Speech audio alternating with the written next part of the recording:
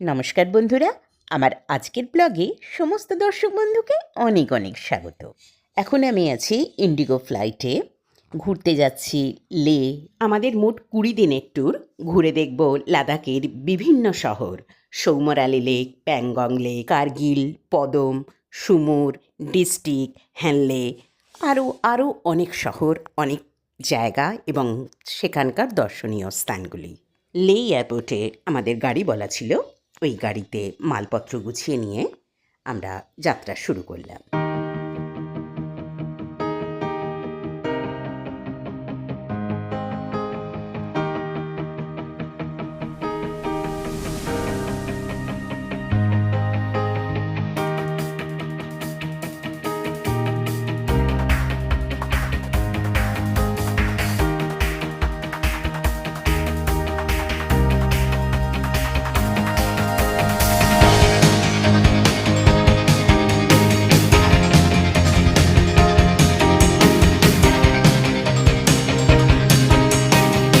লাদাখ হলো একটি কেন্দ্রশাসিত অঞ্চল। তার দুটি রাজধানী, একটি লে, অন্যটি হলো কার্গিল।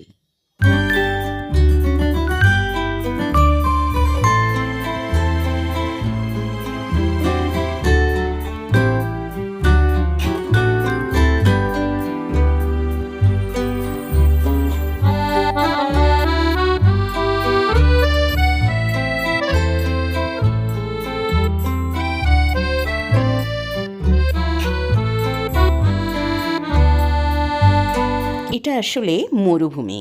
ভারতের রাজস্থানকে যেরকম আমরা উষ্ণ মরুভূমি বলে চিনি, এই জায়গাটা হচ্ছে সেরকম শীতল মরুভূমি।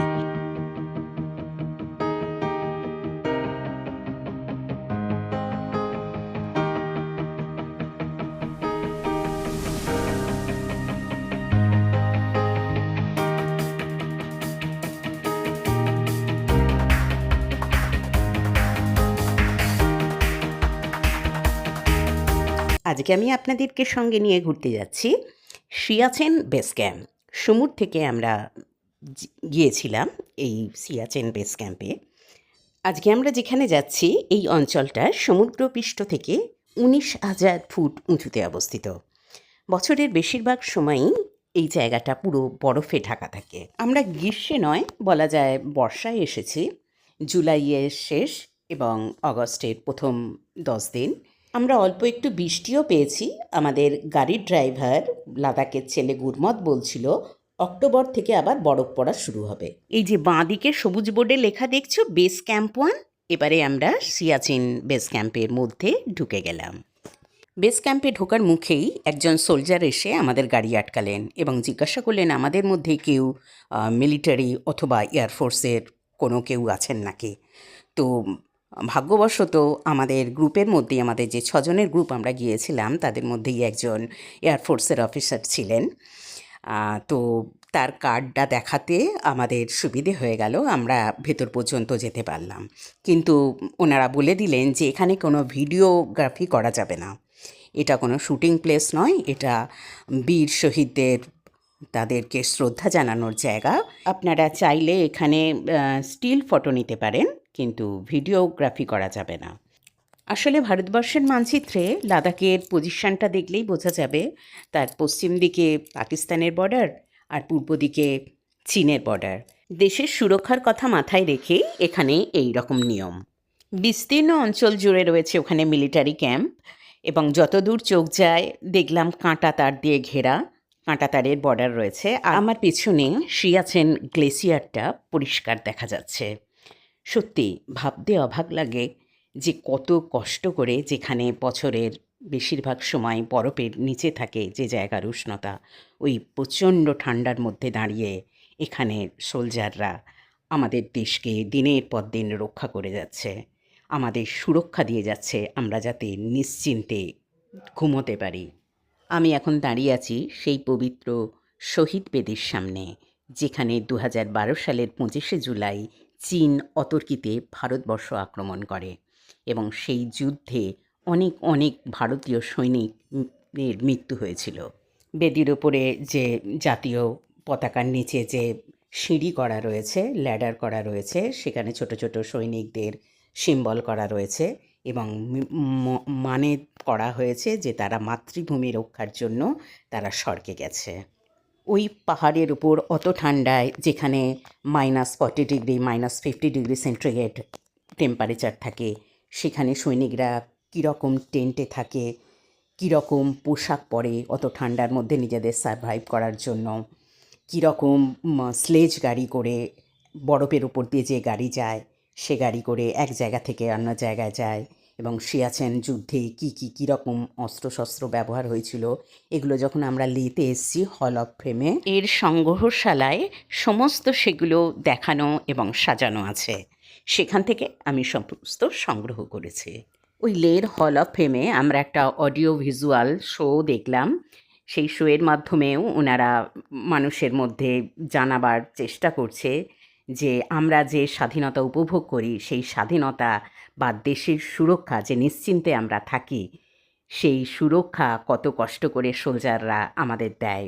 ওই -40 ডিগ্রি 50 ডিগ্রি সেন্টিগ্রেড তাপমাত্রায় কীভাবে সারভাইভ করে আমাদের সোলজাররা, আমাদের দেশের সুরক্ষা প্রদান করে।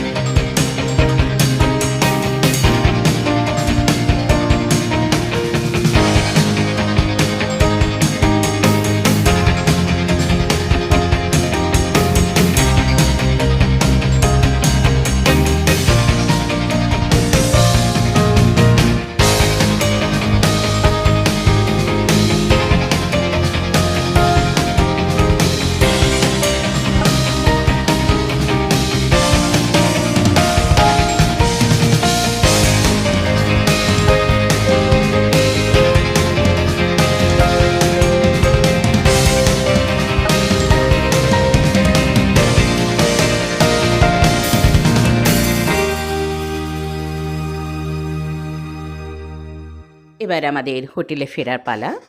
আমরা সিয়াচেন বেস ক্যাম্পে শহীদদের শ্রদ্ধা জানিয়ে ওখান থেকে বেরিয়ে আসলাম। এবার হোটেলের দিকে রওনা হলাম। তখন আকাশ ঘন করে এসেছে।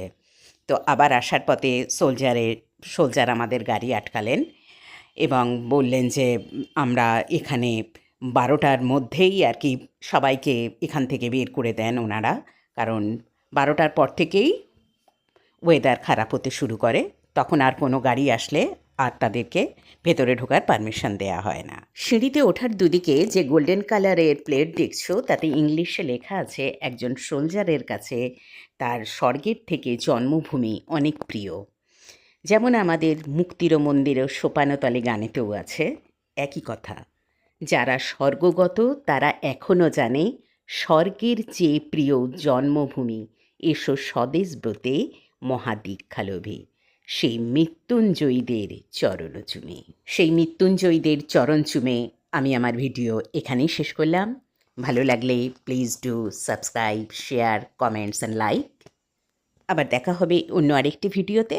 তোমরা সুস্থ থেকো, ভালো থেকো আর নিজের পরিবারে খেয়াল রেখো।